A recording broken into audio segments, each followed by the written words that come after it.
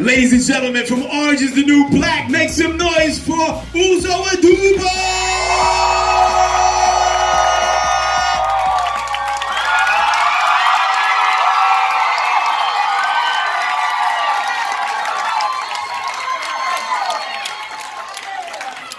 And I always believe that all amazing things come in pair. Make some noise for Danielle Brooks!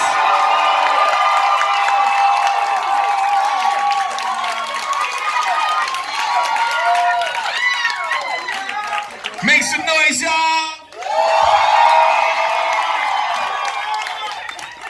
Ladies, how y'all doing today?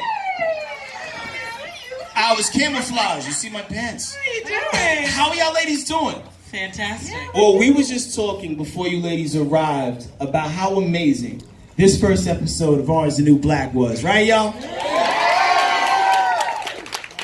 And with it being season 6, you guys have been on a hell of a journey.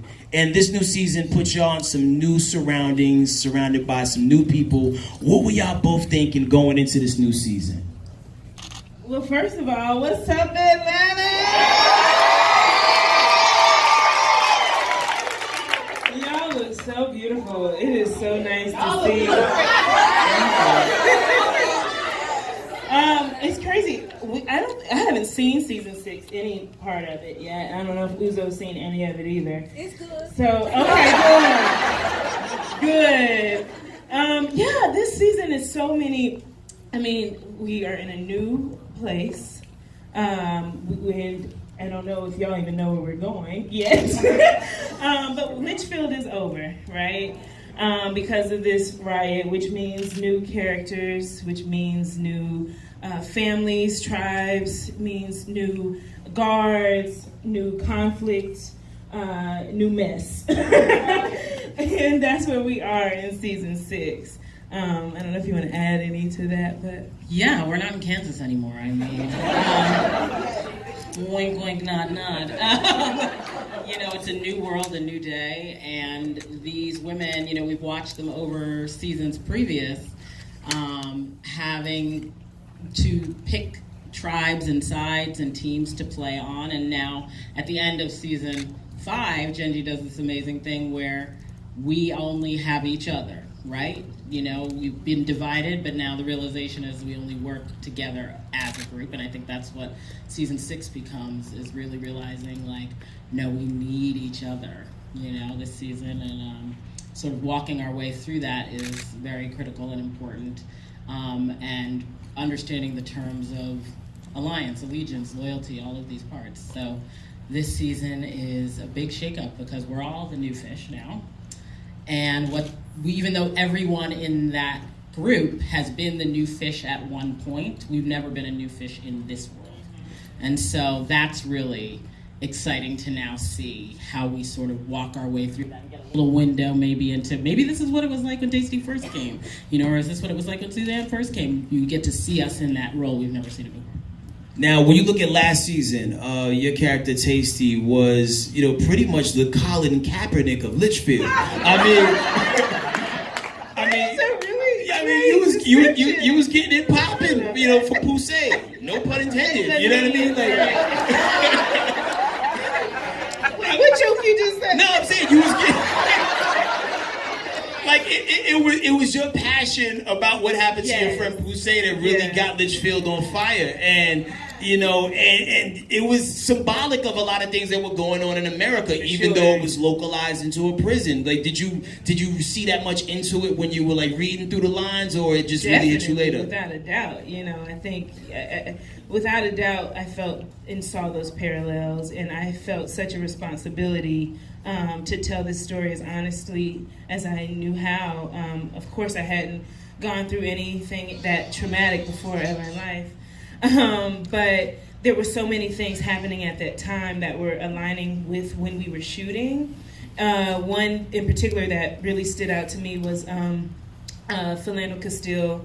And I kept watching the clips of Diamond Reynolds, his girlfriend, over and over and over, just to really try to embody what she might have felt like, and not having, I remember watching those clips specifically and seeing her lawyer right beside her, and he never spoke. She always spoke for herself and for her community and for her man. And I just, that was so true to what was happening with Tasty, not having Judy King speak for her and her community.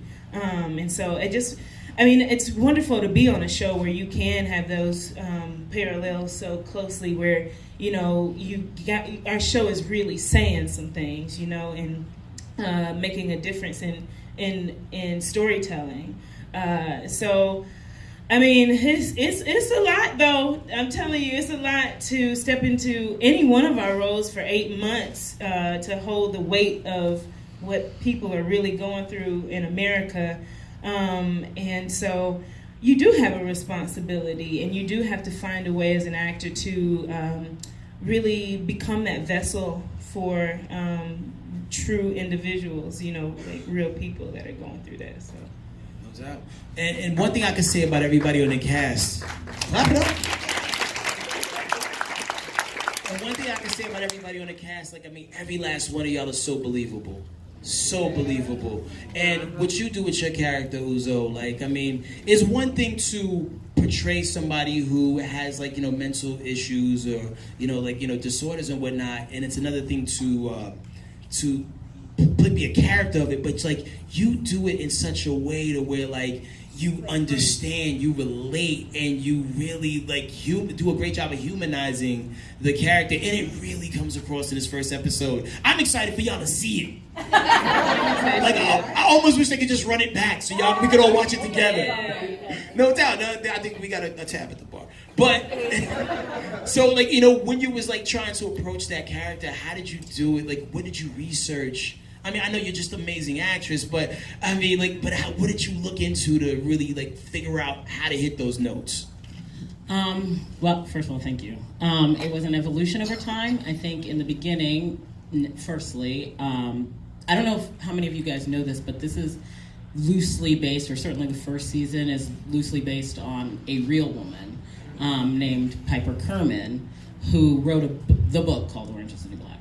And so in the beginning, I read the book, and, you know, the description of who she was in the book was, you know, she just has this very long stare that was like unblinking, unwavering, focused into whomever it was she was speaking to. And I thought and that's why they called her Crazy Eyes. It wasn't anything else other than she just really gazed more than anything, which I thought was interesting. And so there was that piece of research and having read the book. And then the descriptor that really held for me was in the episode where Suzanne was introduced. They describe her in part as being innocent like a child, but children aren't scary. And I thought that was so specific a way to describe another person, especially when we're talking about an adult in prison, you know? So I was like, okay, that's really curious. And I just had this vision in my head of a woman who had a sledgehammer in one hand and a pacifier for some reason, because I was having this idea of this person who's childlike but terrifying simultaneously.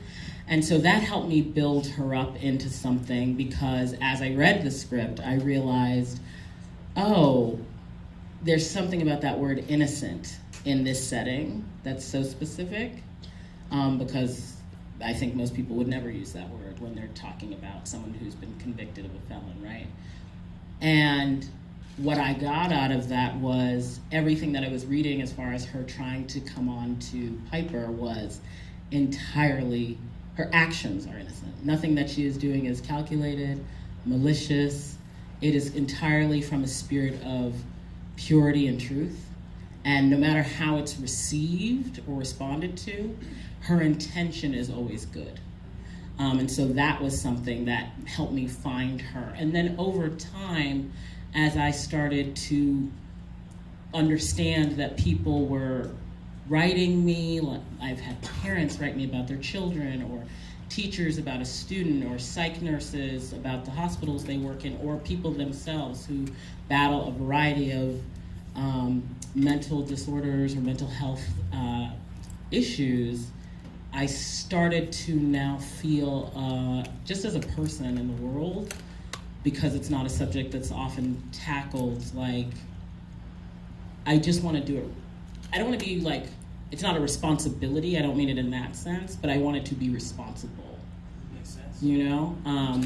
And just handle that subject because it's still so taboo with some care, if that makes sense. Got it. Now, Danielle, Ms. Brooks, your character Tasty, I think, represents a lot of people who are currently incarcerated that were victims of the circumstances in which they were, brought up in. I mean, Miss V was like the worst. Like, I have never cheered for someone getting hit by a bus so hard. Because, like, I mean, she led so many kids down a wrong path, and I imagine when people watch the show, they see, what all the characters going through. I mean, I know it's like 2018. Do you guys get letters, from people, or is it more of a DM thing? I mean, like, what kind of, feedback are you getting from the fans or people that have gone through what your characters have gone through? Yeah, I think you're right. Gingy's super smart, man. Our showrunner, the creator of the show, just sort of using Piper as that pipeline to getting to all of these different stories. And the parallel between Piper and Tasty is so wonderful because you get to see the difference between somebody who comes in prison rich and privileged and somebody who comes in prison poor and black. And that's real, so you get to see that sometimes it really the cards that you're dealt don't really help you get to the best places, and that's sort of where Tasty is. She's so freaking bright, and there's so many colors to her that she could totally take over the world, but the cards that she is dealt just do not help her get there. But I think the thing about her is that she keeps reminding us that there is glimpses of hope. There's still purpose for living, regardless of your situation. As far as getting letters from people, it really is kind of like a DM thing now. It has shifted. The world has changed. Not too many handwritten letters anymore. But a lot of people just catch me on the street. And I've had men that have been incarcerated catch me and be like, yo, I know a Tasty, man, for real. Like, you doing your thing. And, I've had women do the same thing. But it's so, as an actor, it's like, it makes you breathe. It's like, okay, I'm on the right path. I'm telling the story.